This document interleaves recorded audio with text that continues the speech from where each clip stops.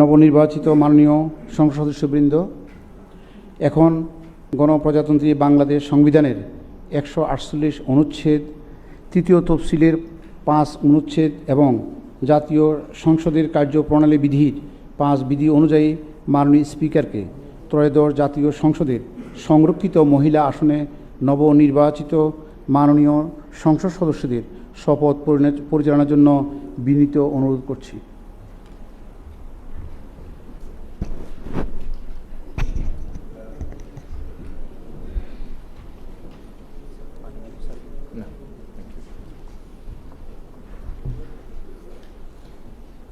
যেখানে আমি বলবো, আমি পরে আপনাদের নিজের নিজের নাম বলবেন।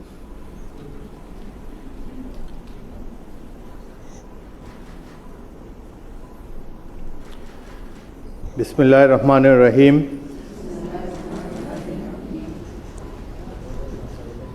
আসসালামু আলাইকুম। আপনাদের সবাইকে আন্তরিক অভিনন্দন ও শুভেচ্ছা।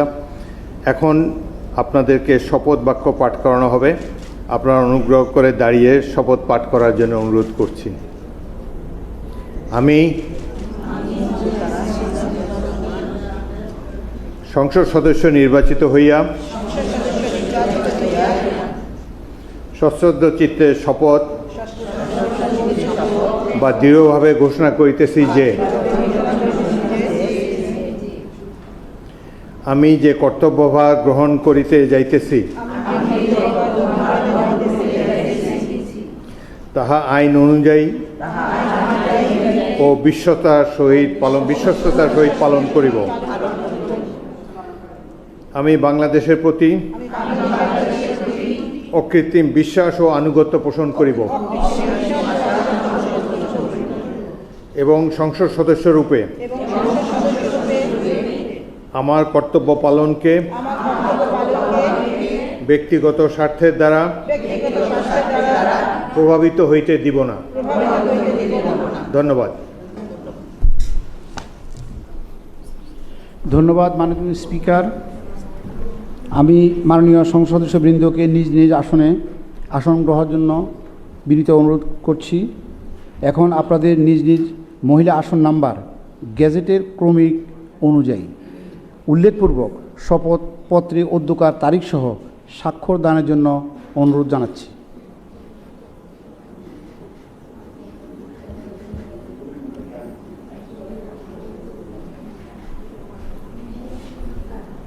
আমার প্রথম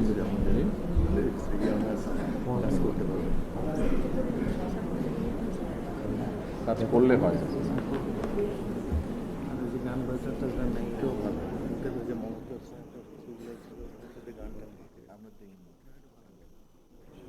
আমরা একদম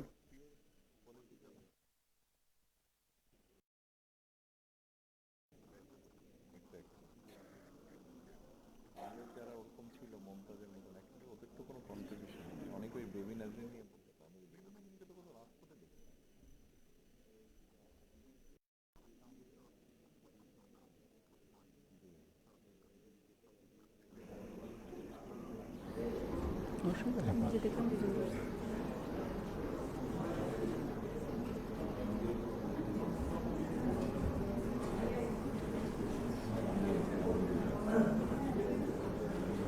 শেষ করি।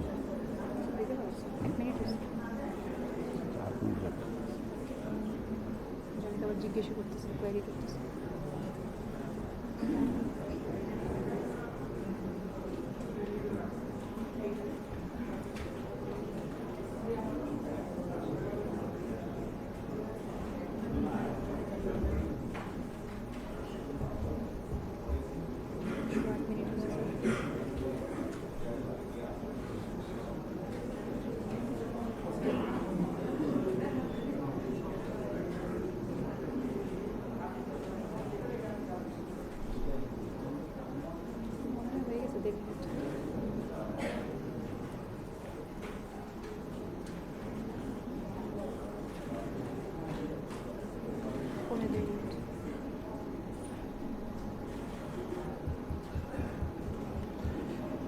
আমি সদ্য শপথ গ্রহণকারী মাননীয় সংসদ সদস্যবৃন্দকে সংসদ সচিবের অফিস কক্ষে রক্ষিত সংসদ সদস্যদের তালিকা বইতে স্বাক্ষরের জন্য সংসদ ভবনের 3য় লেভেলের দক্ষিণ পশ্চিম ব্লকের 323 নং কক্ষে গমন করার জন্য অনুরোধ করছি।